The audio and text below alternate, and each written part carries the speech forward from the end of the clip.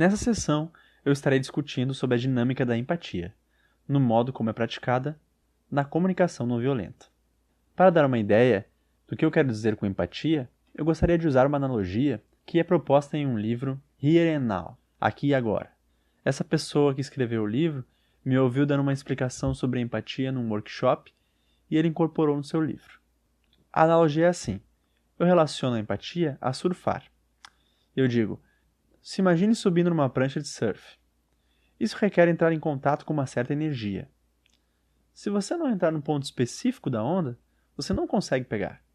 E para mim, a empatia é algo desse tipo. Empatia é entrar em contato com a energia vital que vem de outra pessoa. Agora, como eu disse nas sessões anteriores, a energia vital que vem das pessoas a cada momento, eu tenho aprendido que pode ser melhor descrita em palavras quando nos referimos ao que a pessoa está sentindo e necessitando. Então, a conexão empática da qual eu estou interessado em manter é aquela na qual eu posso me manter conectado com a energia vital que vem da outra pessoa. E isso é equivalente a surfar uma onda. É desafiador, pois muitas pessoas não sabem como expressar diretamente a vida neles. E eles acabam usando linguagem agitada, instável. E ao invés de dizer o que estão vivenciando, acabam dizendo o que há de errado com você. Quando as pessoas mais estão precisando de empatia, elas frequentemente se expressam de uma forma muito violenta. Então, nesse sentido, é muito parecido com surfar, como entrar em contato com essa energia e fluir através dela. A energia que vem das pessoas é, para mim, uma energia muito bela e divina. Então, quando eu realmente consigo me manter conectado a isso, eu sinto como se estivesse surfando em um fluxo muito precioso de energia. Assim, quando nós empatizamos, focamos no que as pessoas estão vivenciando. E eu sugiro que quando nós conseguimos ver o que está vivo nas pessoas, nós vemos uma bela energia. Há uma música escrita por Red Grammer que me toca profundamente em relação a isso, e que me faz pensar realmente no que acontece quando eu empatizo. Não importa o que a pessoa me diga, isso me permite ver a beleza que há nela. See me beautiful, look for the best in me. That's what I really am, and how I wanna be. It may take some time, it may be hard to find.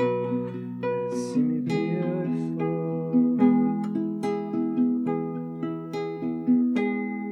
See me beautiful each and every day. Will you take a chance? Will you find a way to see me shining through everything I do? See me beautiful.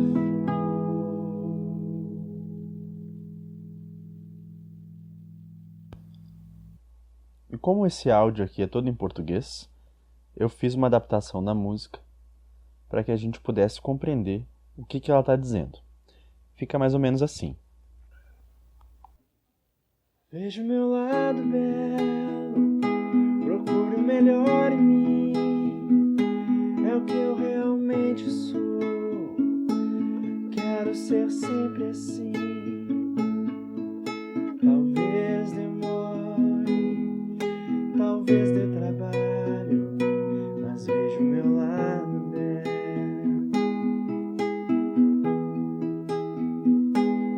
Veja o meu lado belo, procure em cada momento.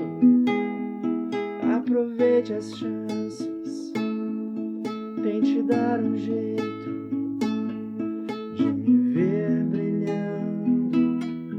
Quando estiver me olhando, veja o meu lado belo.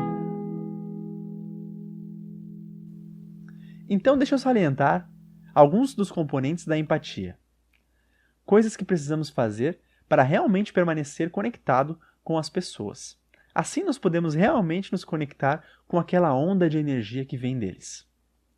A parte mais importante da empatia é a mais difícil, que envolve a nossa presença, a nossa completa presença para o que a pessoa está vivenciando neste momento. Martin Buber, o filósofo israelita, diz que a presença é o presente mais precioso que uma pessoa pode dar a outra, um presente poderoso e precioso. Quando damos este presente aos outros, o presente da nossa presença, ele é um grande componente da cura. Ele é um grande componente da conexão que é necessária para que as pessoas apreciem contribuir para o bem-estar umas das outras. Mas não é uma coisa fácil de se fazer dar a nossa presença total para os outros, pois Buber também diz que isso requer não trazer nada do passado ao presente. Isso requer ver o momento presente como uma criança recém-nascida, que nunca esteve assim antes e que nunca mais estará desse jeito. Então, se nós começarmos a pensar no que a pessoa está falando, nós perdemos essa presença. Então, todas as teorias que podemos acabar fazendo para o momento presente sobre essa pessoa, pois provavelmente conhecemos ela, todas essas teorias irão interferir na nossa capacidade de permanecer conectados empaticamente com ela. Ou se você já estudou psicologia, como eu fiz por muitos anos na universidade, onde nós somos treinados a analisar o que leva as pessoas a se comportarem de uma certa maneira, esse tipo de treinamento intelectual em analisar o que aconteceu no passado, que pode estar criando os problemas no presente, isso vira um obstáculo à empatia. Uma das coisas que precisamos ter claro é não misturar compreensão intelectual com empatia. A compreensão intelectual, da qual eu estou falando, é aquela que eu aprendi a desenvolver na universidade, quando eu tentava entender intelectualmente quais coisas historicamente aconteceram e contribuíram para as pessoas desenvolverem certas tensões e problemas. E mesmo que encontramos precisamente essas informações que explicam por que a pessoa age dessa forma, isso significa que não estou me conectando com essa pessoa, algo único, neste momento. Eu estou trazendo teorias e ideias sobre elas, e então eu acabo misturando compreensão intelectual com empatia. Outro aspecto limitante na compreensão da empatia é quando confundimos com simpatia. Por exemplo, se uma pessoa começa a falar sobre algo doloroso que ela está vivenciando, a outra pessoa poderia dizer: "Oh, eu estou tão triste que você tenha que passar por tudo isso." Bem, essa tristeza e cuidado da parte da pessoa, ela poderia ser até bem recebida pela pessoa que está sofrendo se primeiro ela recebesse simpatia. Mas quando estamos dando uma resposta simpática, nós estamos falando de nós mesmos. Tiramos o foco do que a pessoa está vivenciando. Uma analogia que eu gosto de usar para manter empatia e simpatia separadas é pensar no momento em que eu sinto dor de cabeça ou dor de dente e eu me envolvo em um livro muito prazeroso. Então o que acontece? Não sentimos dor. Nós não sentimos a dor, pois nossa atenção completa está no livro. Assim, essa atenção completa é o que eu chamo de empatia. E não devemos confundir quando, depois da empatia, certamente, a maioria das vezes, temos uma resposta muito simpática. Eu tenho percebido que as pessoas apreciam essa resposta simpática também, depois que elas tiveram uma conexão empática de que elas estavam necessitando. Mas confundir essas duas coisas pode ser muito doloroso. Vou fazer um parênteses aqui para tentar ampliar essa diferença entre empatia e simpatia. Etimologicamente, a empatia, em significa no, empatia significa sentimento, paixão, sofrimento. É a habilidade de sentir e perceber diretamente, de modo experiencial, a emoção de outra pessoa como a sua própria, independente de compartilhar a sua visão. Já na simpatia, sim significa com ou junto, empatia, novamente, é sentimento, paixão, sofrimento. É a habilidade de perceber a situação de maneira similar à pessoa envolvida, quando implica preocupação, participação ou desejo de aliviar o sentimento negativo que o outro está provando. Por exemplo, ter empatia sem ter simpatia é equivalente a se sentir internamente e de modo experiencial o sentimento da outra pessoa, mas sem a intenção de aliviar o seu sofrimento. Já ter simpatia sem ter empatia é quando se sabe que alguém está mal e se sente vontade de ajudá-lo, mas não se está provando em modo direto o interior dos sentimentos e dores daquela pessoa. E ter ambas as coisas juntas, empatia e simpatia, é quando se experimenta o sentimento da outra pessoa, a parte da empatia, e se sente vontade de ajudá-la, a parte da simpatia. Ou seja, na simpatia, eu coloco os meus valores, as minhas motivações, o meu paradigma para entender a outra pessoa. Já a empatia, desconsidero o meu próprio paradigma, temporariamente, para que eu possa experimentar o que o outro está vivenciando naquele momento. Logo, simpatia é importar-se, trazer para si o problema do outro. E empatia é exportar-se, levar a sua consciência para experimentar o outro. Se quisermos fazer algo para ajudar, é mais eficiente sermos primeiro empático para depois sermos simpático. Então vamos voltar ao curso. Uma amiga minha me ajudou a ver o quão doloroso pode ser quando as pessoas misturam empatia com simpatia. Ela estava morrendo de uma doença muito dolorosa. Quase sempre que eu ia para sua cidade, ela me dizia: Marshall, vem cá brincar com a minha dor. A primeira vez que eu fui vê-la, depois de ouvi-la dizer brincar com a minha dor, eu perguntei: o que você quer dizer com brincar com a sua dor? E ela me disse: Marshall, você sabe o que ainda é pior do que a própria dor que eu estou experimentando? É o fato das outras pessoas não conseguirem lidar com isso. Quando eles me veem sofrendo, ao invés de serem capazes de simplesmente estarem comigo, ouvir o que está acontecendo comigo, eles sentem como se precisassem me consertar. Ou eles acham que se eles me derem simpatia, eu vou me sentir melhor. E eles não percebem que em todas as coisas que eles sugerem que eu faça, eles até estão tentando me fazer sentir melhor, eu sei. Mas eu já tenho feito isso e não muda o meu problema. E eles não sabem como o simples fato de estarem presentes e tentar me compreender seria tão precioso naquele momento. E é muito difícil de dizer isso a eles, Marshall. Porque eu sei que eles têm boa intenção. Então, como eu diria a alguém quando eles me dizem o quão triste eles estão e começam a me dar conselhos, que eu sei que eles têm boa intenção, mas que não é isso que eu estou necessitando. Na verdade, isso me leva a me sentir mais sozinha, o que torna tudo mais doloroso. Logo, não queremos confundir empatia com simpatia. Outra coisa que também não queremos confundir é dar conselhos com empatia. Frequentemente nós pensamos que estamos demonstrando compreensão às pessoas quando nós nos envolvemos e começamos a dar conselhos. Outra coisa que não é empatia, do modo como eu estou definindo nessa sessão, são as palavras "eu te entendo". Eu entendo perfeitamente o que você sente. A maioria das vezes, quando as pessoas dizem "eu te entendo", elas estão muito longe de compreender o que aquela pessoa realmente está vivenciando naquele momento. É apenas a sua compreensão intelectual do que ocorreu. Assim, na comunicação não violenta, você verá que nós nunca dizemos "eu te entendo". Nós fazemos algo muito mais poderoso. Nós demonstramos que estamos entendendo.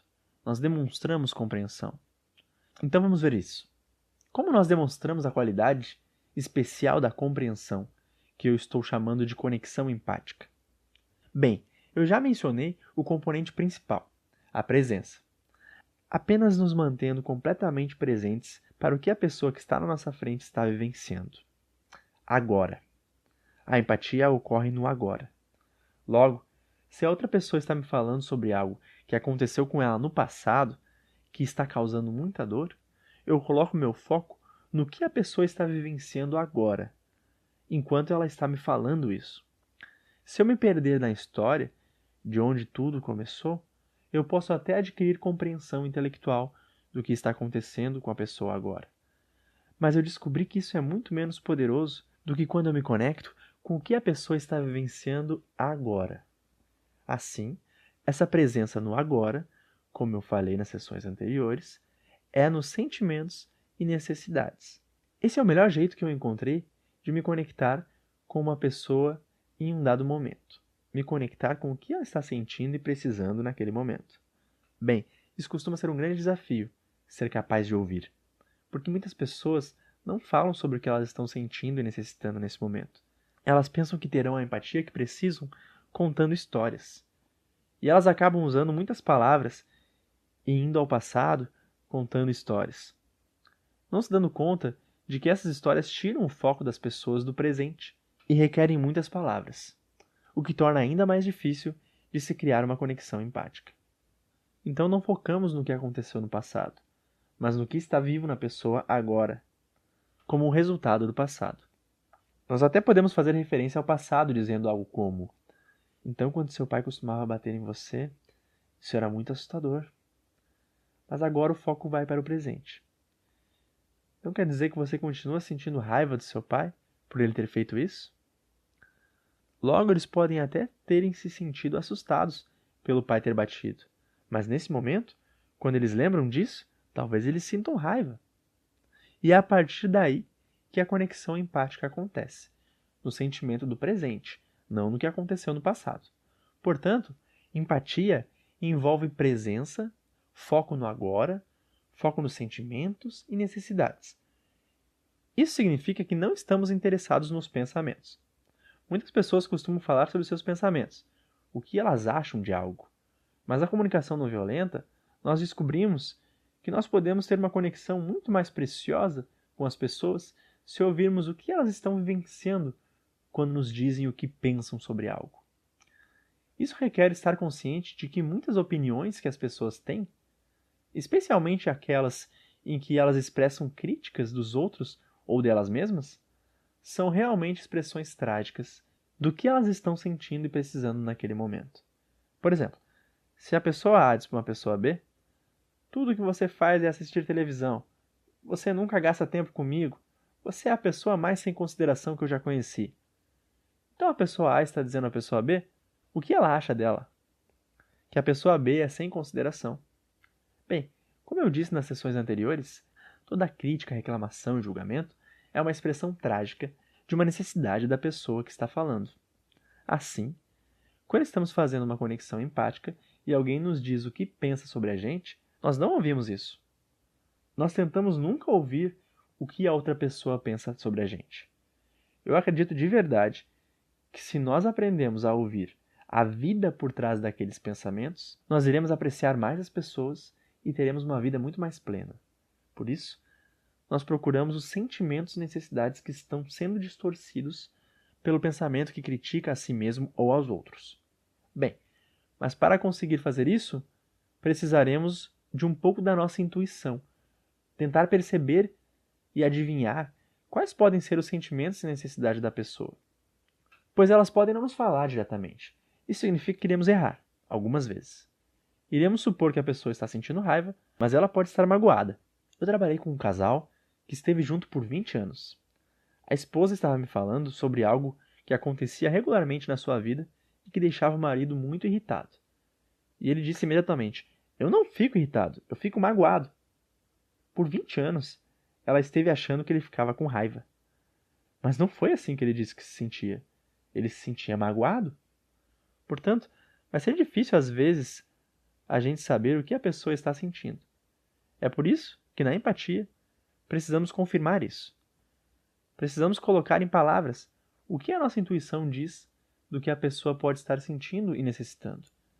Isso significa que não devemos nos viciar em acertar. Nós queremos nos conectar.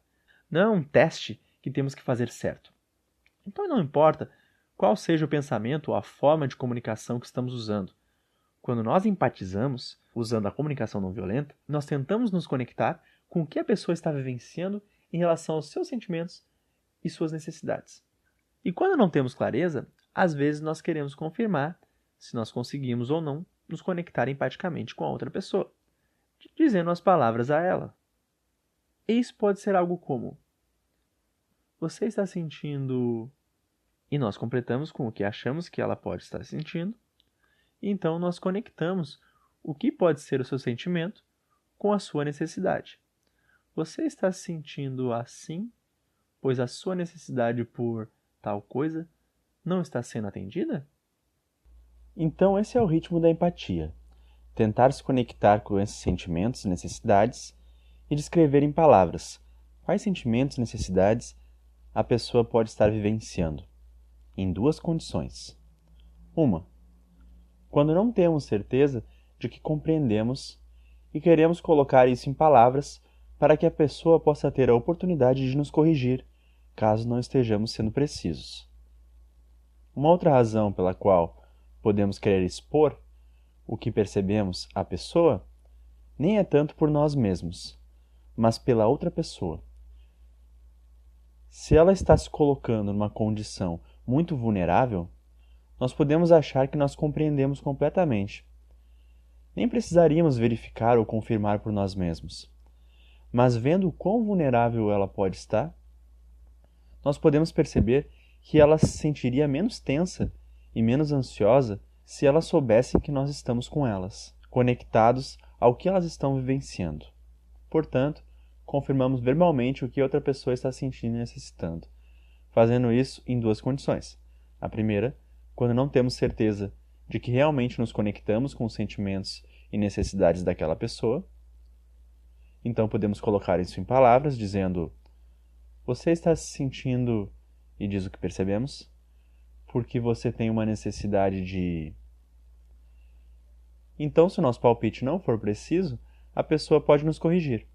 E a segunda razão pela qual podemos querer colocar isso em palavras é quando temos a sensação de que a pessoa iria apreciar a confirmação, de que estão sendo completamente compreendidas. Então nós podemos achar que compreendemos, mas quando percebemos a sua vulnerabilidade e temos a sensação de que ela gostaria de confirmação, expomos quais sentimentos e necessidades nós estamos captando na mensagem da pessoa. E é claro, muitas vezes nós vamos nos enganar. Temos a sensação de que elas não gostariam que confirmássemos, mas na verdade elas gostariam. Ou o contrário. Temos a sensação de que elas gostariam que confirmássemos, mas na verdade elas não gostariam. Um bom exemplo disso foi quando eu trabalhei com alguns maridos e esposas em uma cidade na Califórnia, quando um dos maridos estava praticando conexão empática com um problema que sua esposa estava vivenciando. Ela estava expressando o sofrimento pelo qual ela estava passando, relacionado à idade, o quão horrível ela se sentia ao ver as suas rugas no espelho. E eu tinha a sensação de que o marido realmente estava entendendo ela. E pude ver o quanto ele conseguia compreender aquilo, porque ela deixou muito claro o que ela sentia e necessitava. Ela disse o quão triste ela estava e o quanto ela precisava de apoio para enfrentar os desafios da idade.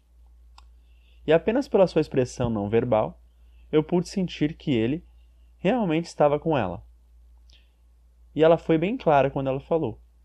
Então, se eu estivesse na sua posição, eu não sentiria a necessidade de dar a confirmação da empatia a ela, colocando em palavras. E foi o que ele fez. Permaneceu em silêncio, dando espaço a ela para dizer mais se ela quisesse.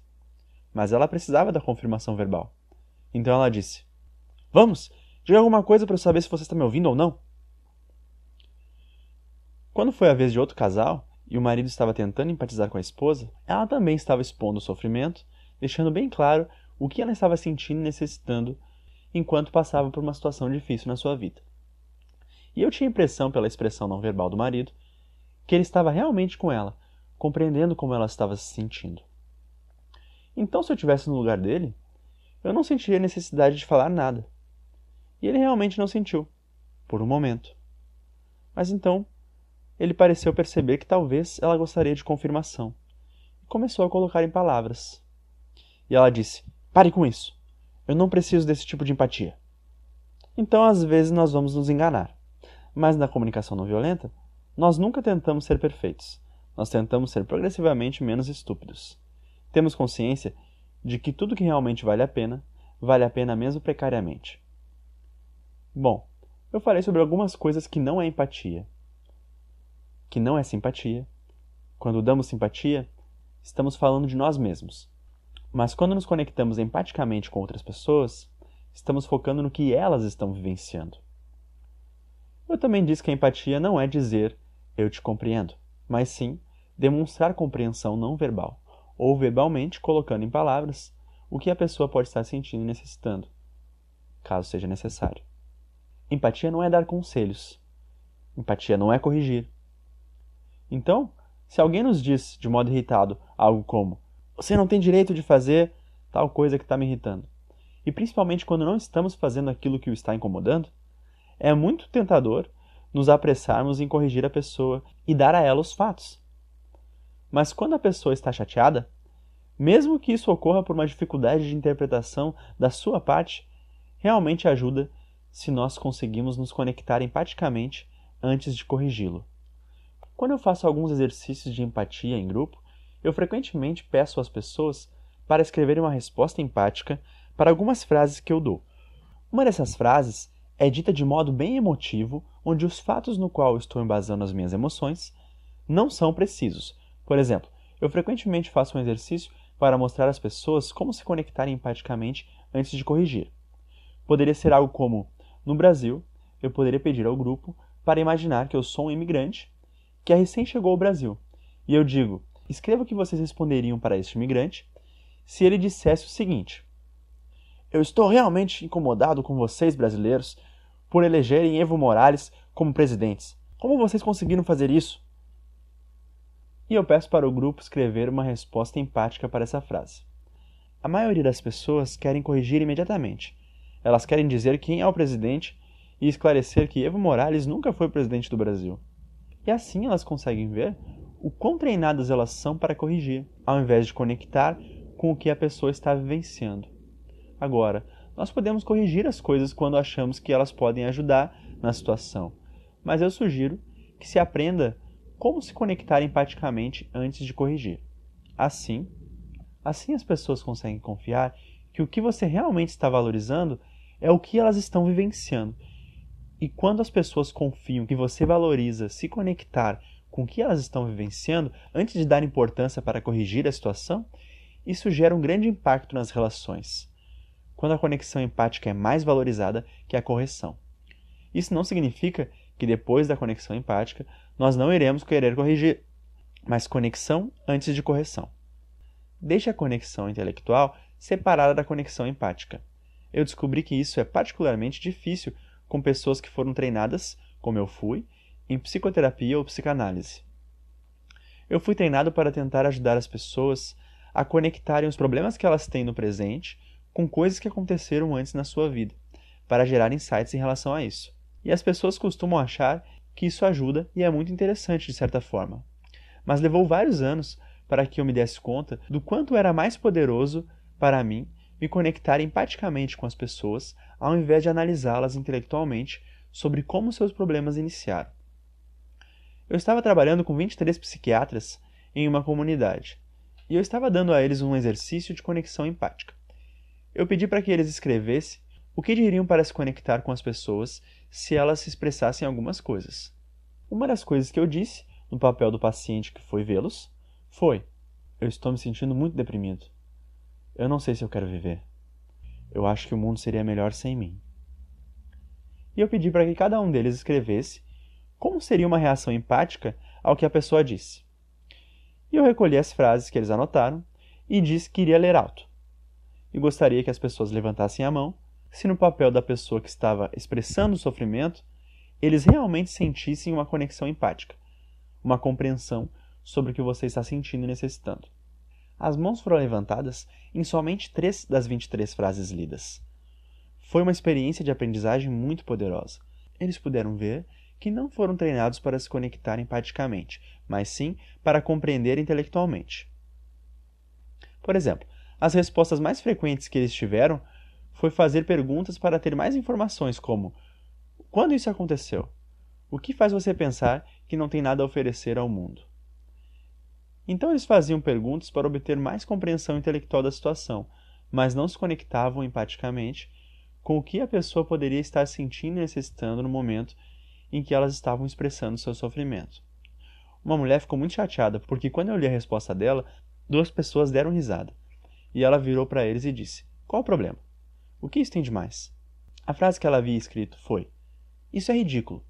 Você tem muito a oferecer. Mais tarde ela me disse que estava triste por não ter aprendido isso antes na sua carreira.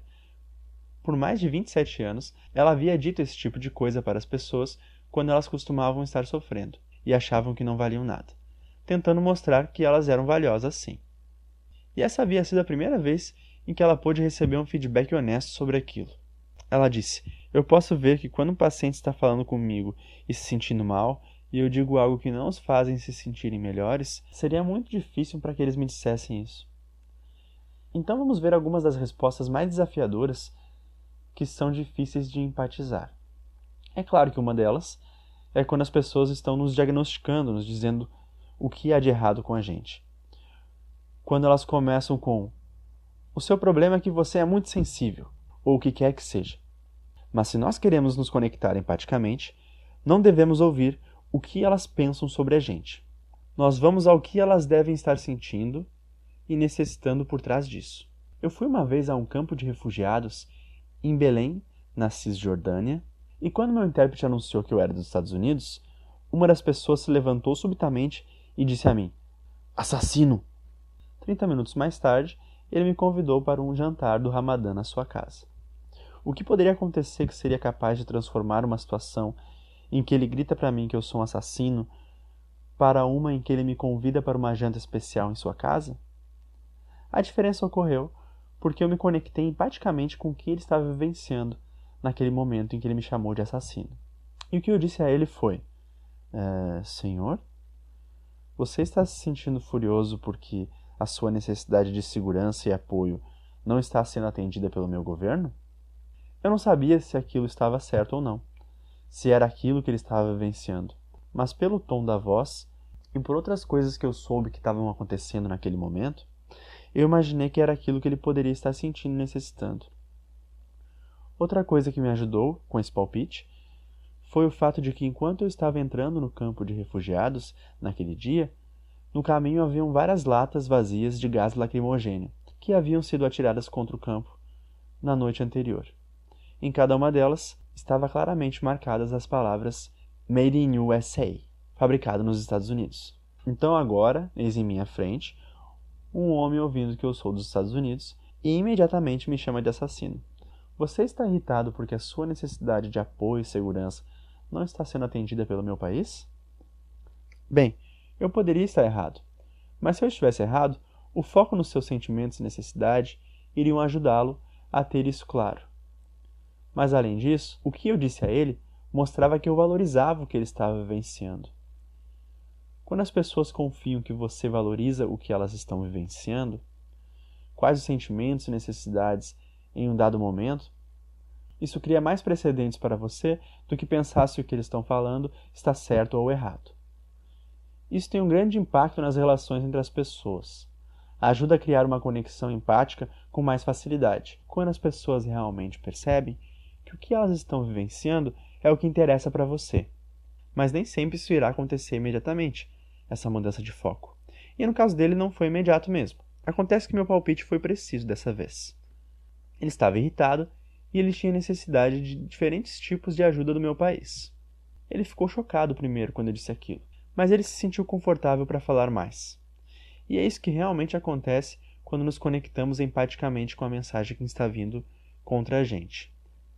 Isso faz com que a pessoa entre em contato com o sofrimento que ela está vivenciando. E quando nos mantemos conectados a isso, ela consegue ir ainda mais fundo.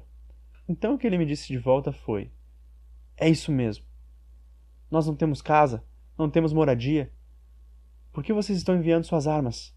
Bem, note que com meu foco nos seus sentimentos e necessidades, ele trouxe mais informações sobre esses sentimentos e necessidades, ao invés de continuar me ofendendo. Então eu continuei tentando me conectar com o que eu percebia ele sentindo e necessitando, dizendo: então, senhor, se eu estou entendendo você, é muito doloroso quando as suas necessidades básicas, como casa e moradia, não são atendidas e você vê armas sendo enviadas. Ele disse: pode ter certeza. Você sabe como é viver nessas condições?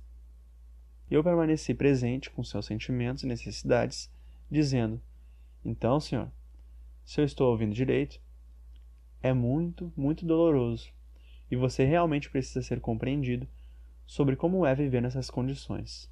Depois disso, ele foi capaz de me ouvir também. Quando eu disse a ele: senhor, eu estou realmente com receio de que por essa associação que você fez de mim com o meu país, eu não tenha a oportunidade de compartilhar algumas coisas valiosas com vocês. E eu perguntei se ele estaria disposto a ouvir o que eu tinha a oferecer. E naquele momento ele estava.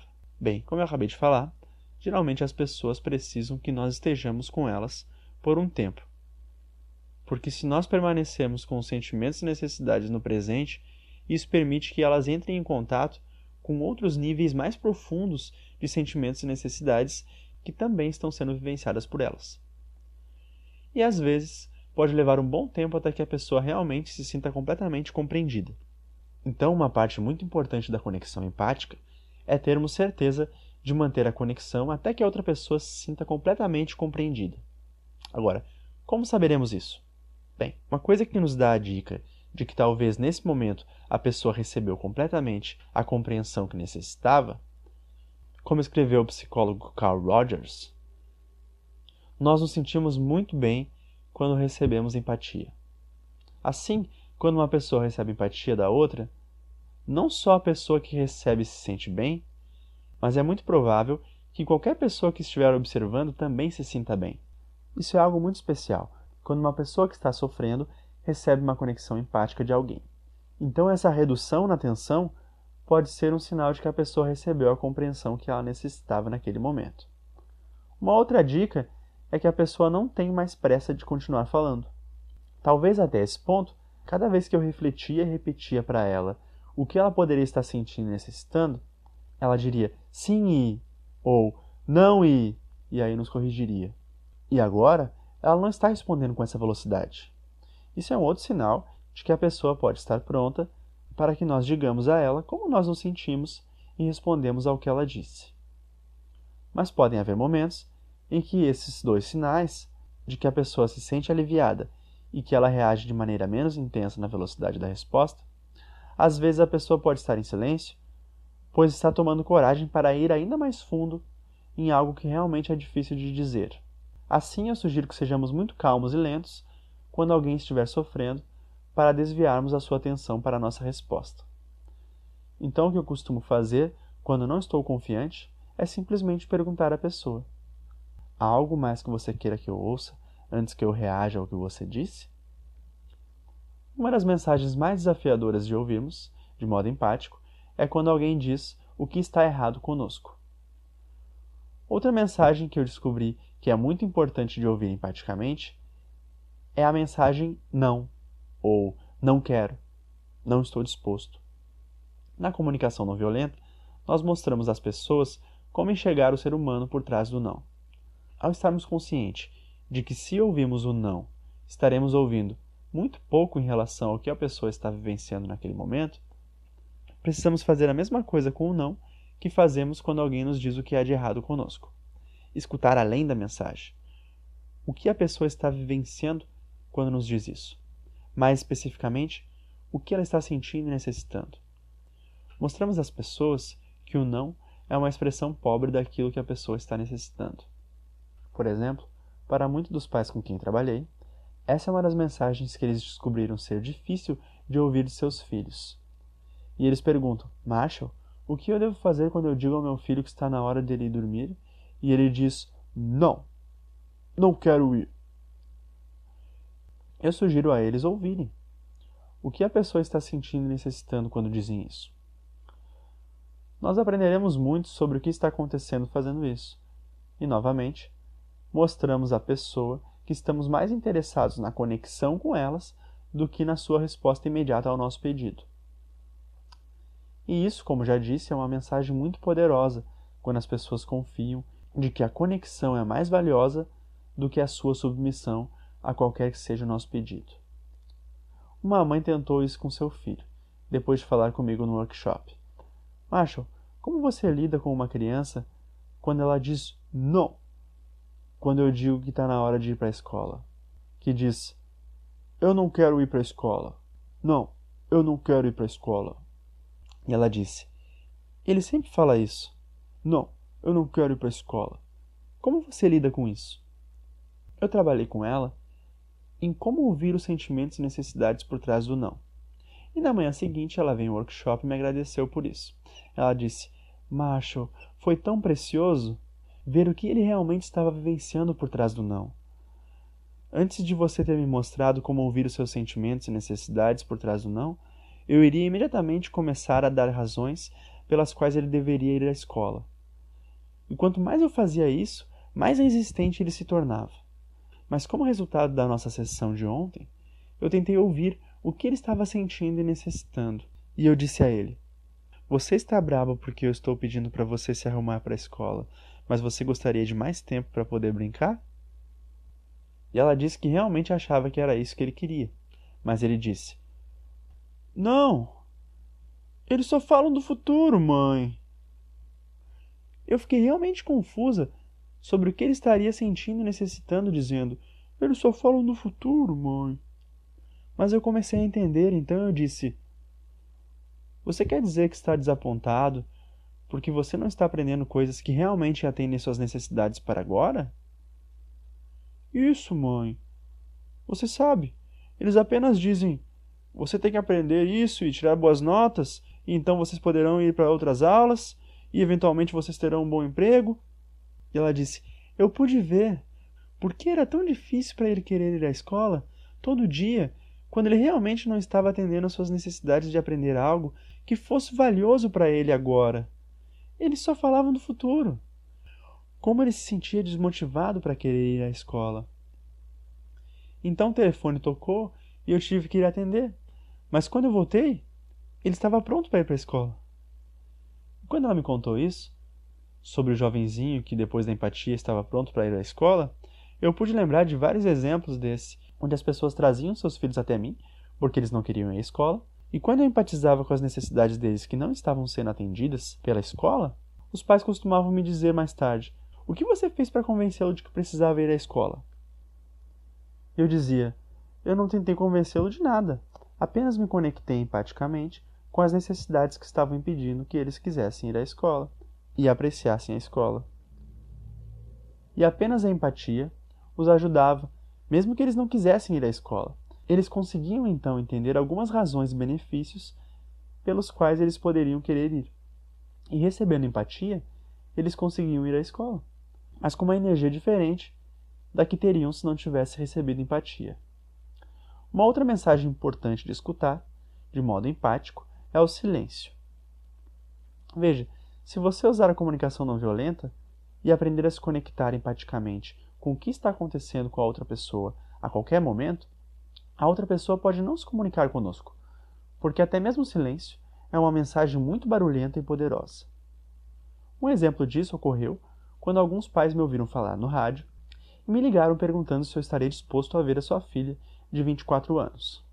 Eles me contaram que ela estava num hospício e que ela ficava o tempo todo só sentada, muito depressiva, o dia inteiro olhando para o chão. Eu disse a eles que sim, que me trouxessem ela. Eu falaria com ela com o maior prazer. Eles disseram: mas Dr. Rosenberg, ela está num hospício. Oh, sim, eu disse. Eu entendi. E eu iria sugerir tirar ela de lá. Traga ela ao meu escritório e vamos ver como ela responde. E eles perguntaram: tirar ela do hospício? Eu disse: sim. Eu tenho meu pé atrás sobre pessoas estarem em instituições que declaram que elas são mentalmente doentes. E acho que isso dá a impressão de que há algo errado com elas, por terem esses sentimentos. Eu prefiro muito mais lidar com essas pessoas que estão sofrendo fora desse contexto. Então, no dia seguinte, eles tiraram ela do hospício e trouxeram-na ao meu escritório. Eu convidei ela a se sentar e ela se sentou. Então ela ficou olhando para o chão e ela parecia muito tensa, assustada. E os pais delas foram para a sala de espera. Então lá estava eu sentado com ela e ela apenas olhando para o chão, sem dizer nada. E eu me apresentei. Eu disse: meu nome é Marshall. Estou muito contente que seus pais gostariam que eu e você conversássemos, pois eles me disseram que estavam muito esperançosos de que se você e eu conversássemos, ajudaria você. Eu espero que eu consiga ajudar. Eu gostaria que você me dissesse como você se sente em ter vindo aqui hoje. E ela apenas ficou olhando para o chão, sem dizer nada. Bem, aquele silêncio era uma mensagem muito barulhenta.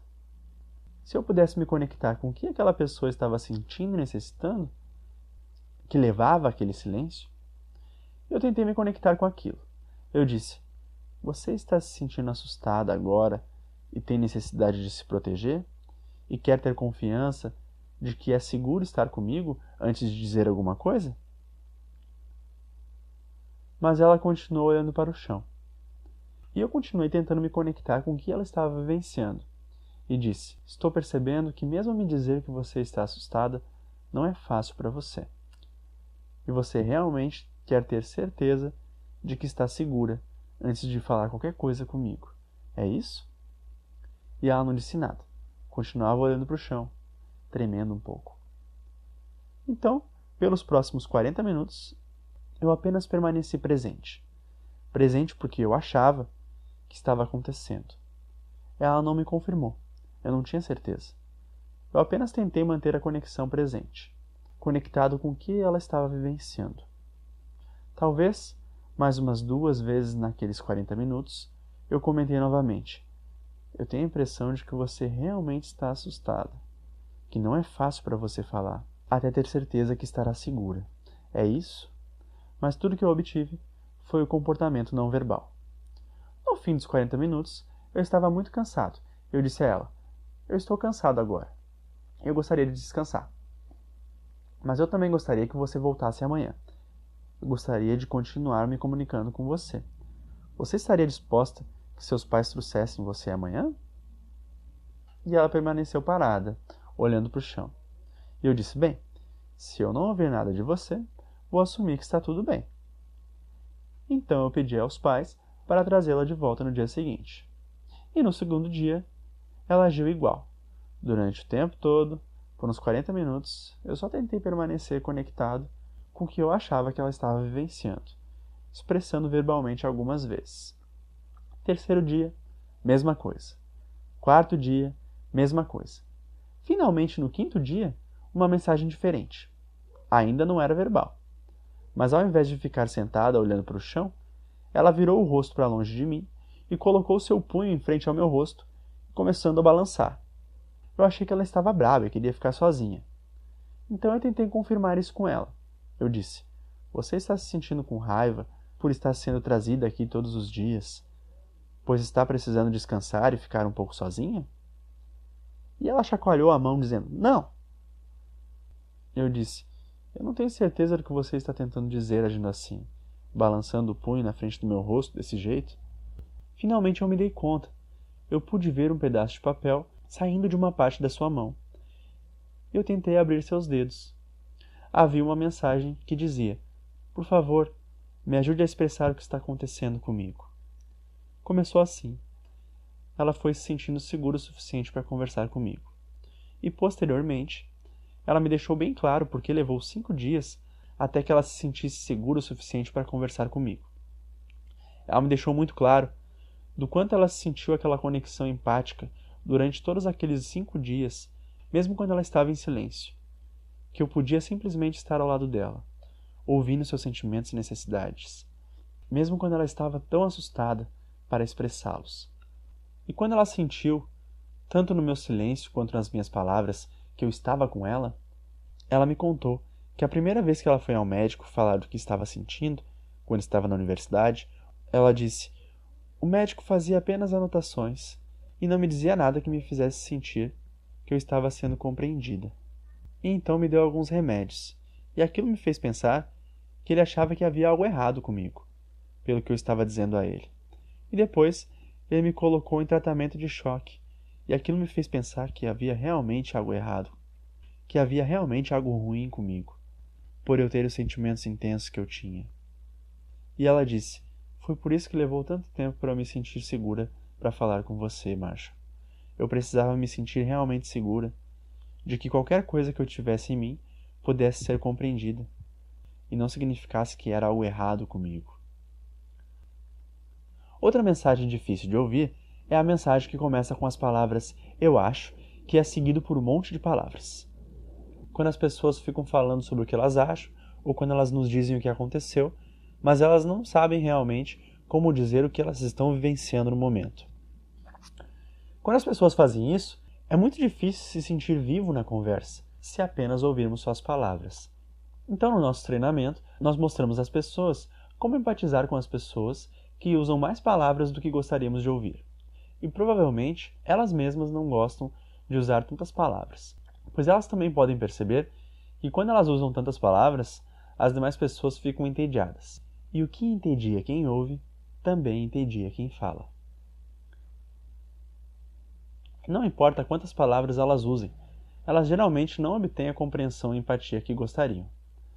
Então, no nosso treinamento, mostramos às pessoas como interromper alguém quando percebemos que essa pessoa precisa de empatia.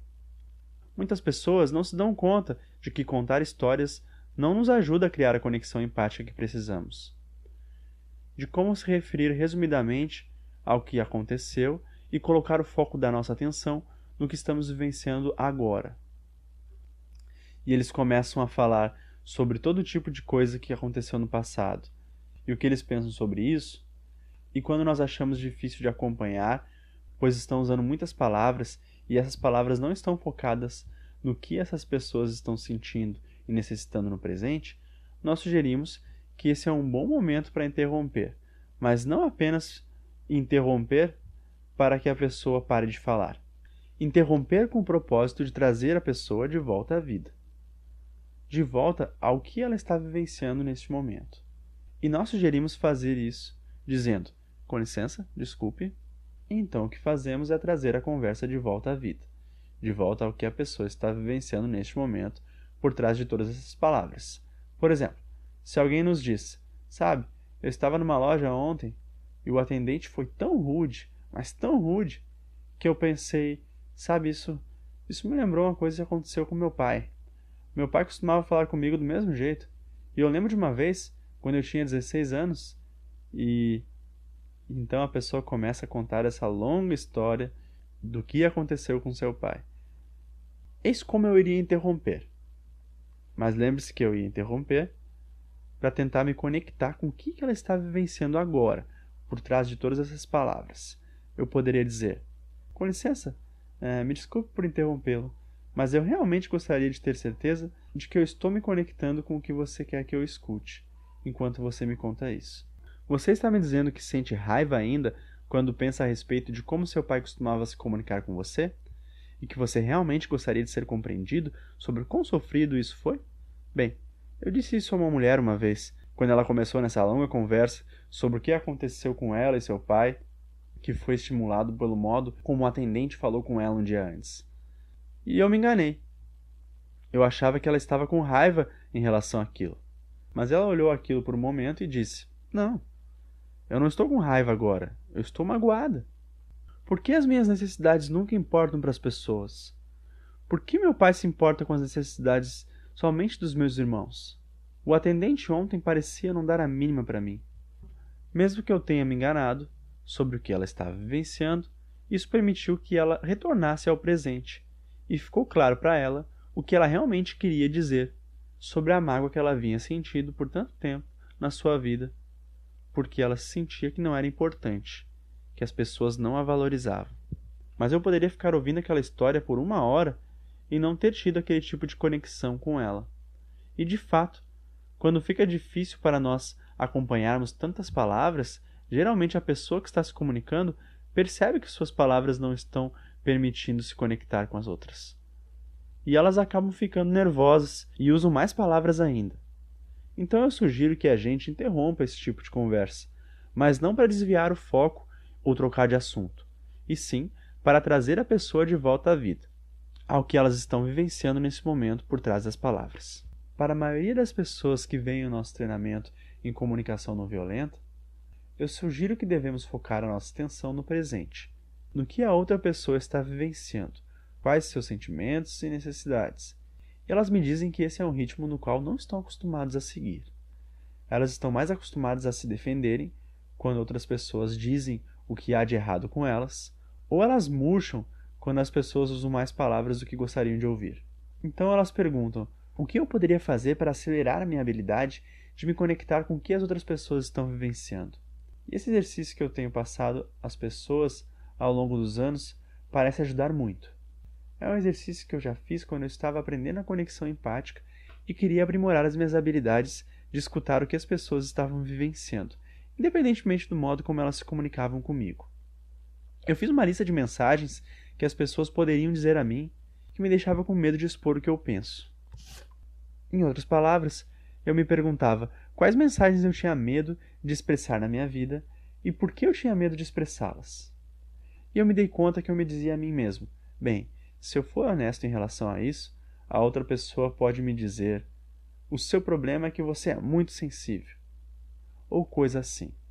Eu posso ver que eu dizia a mim mesmo que a minha segurança dependia de como a outra pessoa poderia responder ao que eu disse, e eu acabava escondendo muito do que eu pensava, porque eu dizia a mim mesmo que eu deveria ter medo do que as outras pessoas poderiam pensar ou dizer sobre mim. Mas aí eu comecei a perceber que eu não tenho que me preocupar sobre o que as pessoas dirão de mim. Eu só tenho que me preocupar sobre como eu responderei a isso. E eu vi que se eu puder responder empaticamente à mensagem, eu posso ouvir a verdade sobre o que a pessoa está sentindo e necessitando, e não devo ter medo de expor o que eu penso. Então o que eu fiz foi esse exercício. Eu listei as coisas que eu mais tinha medo que as pessoas poderiam dizer a mim se eu fosse honesto. Então eu pratiquei empatizar com essas mensagens.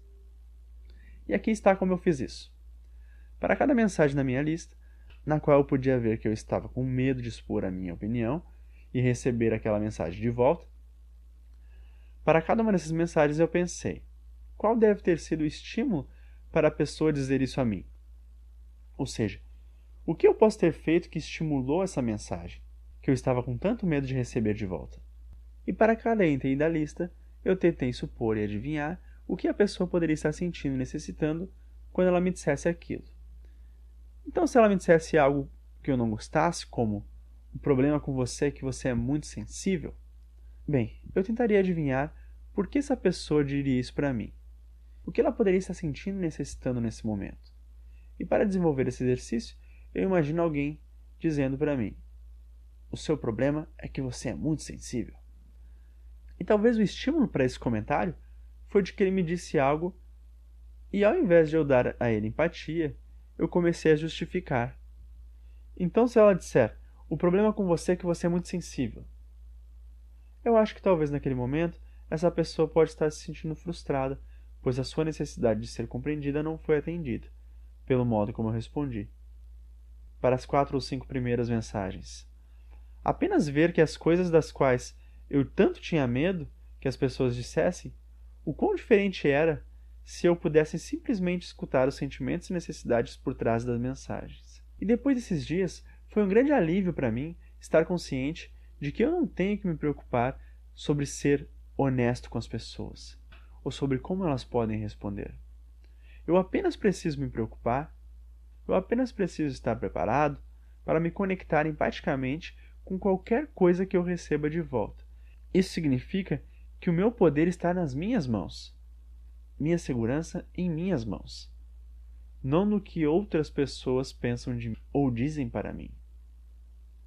Uma vez me pediram para que eu fizesse um treinamento em um convento, onde as freiras estavam envolvidas em um conflito muito doloroso sobre roupas. As freiras mais novas trabalhavam no centro da cidade, e elas achavam que suas vestes estavam dificultando a conexão que elas gostariam de ter com as demais pessoas com quem trabalhavam. E elas queriam se vestir normalmente, mas as freiras mais velhas acharam que isso não era nem um pouco apropriado, que as freiras vestissem roupas diferentes.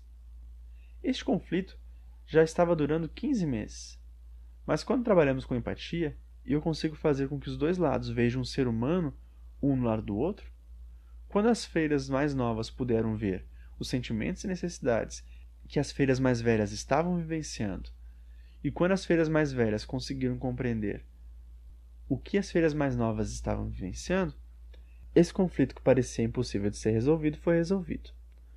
Uma mulher com quem eu trabalhei, chamada Ruth Bebermeyer, estava comigo naquele dia e ficou tão mexida pelo que pôde acontecer quando a conexão empática ocorre, que ela percebeu que as nossas frases podem ser como muros que nos bloqueiam de nos conectarmos.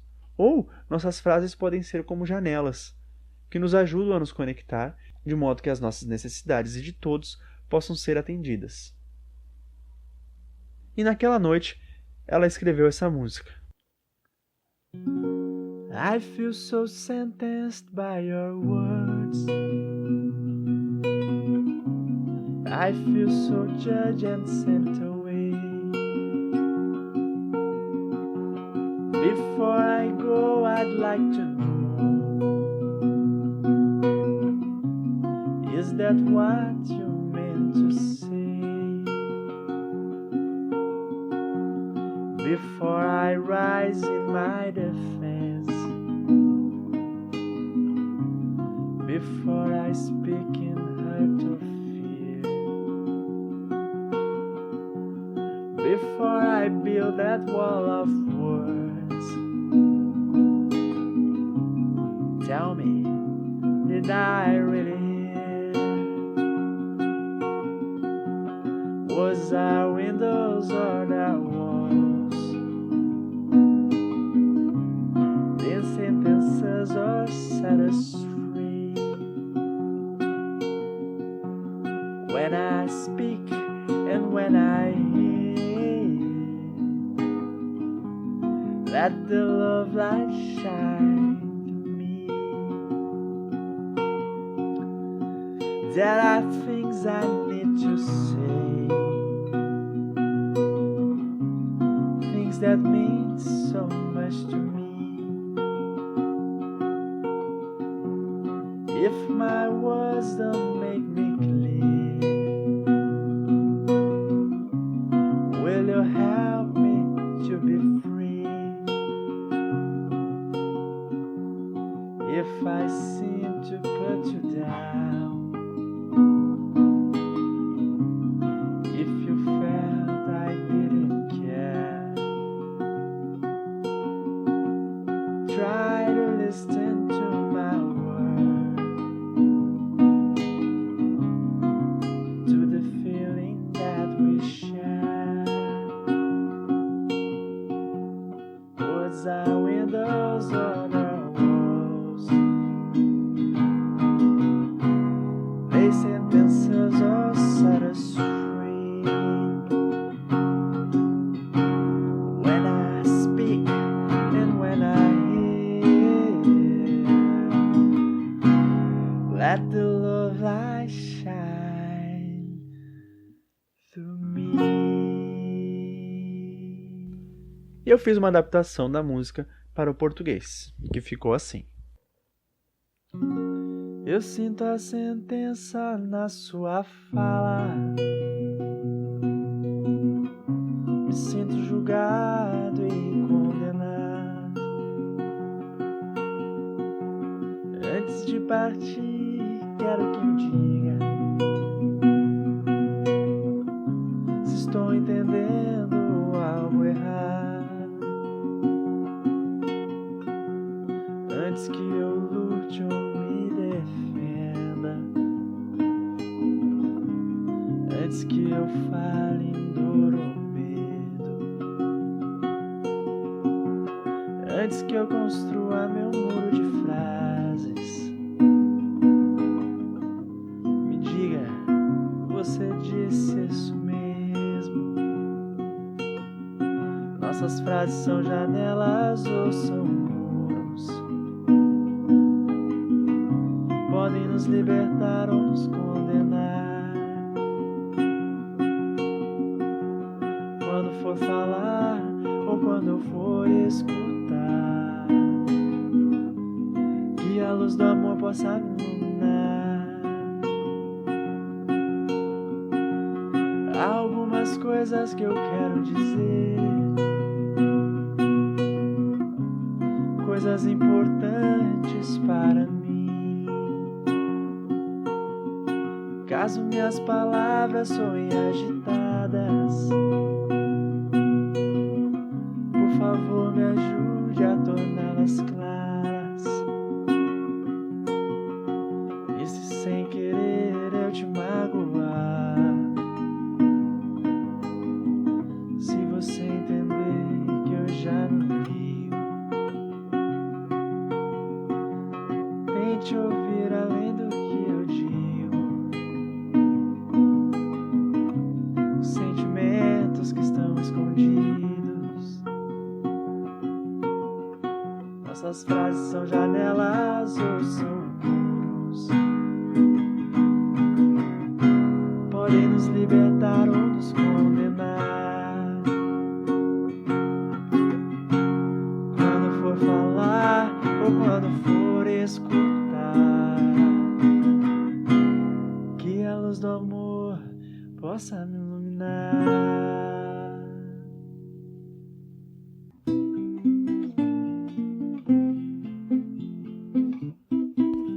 A sessão 4 do curso Comunicação Não Violenta com Marshall Rosenberg foi concluída.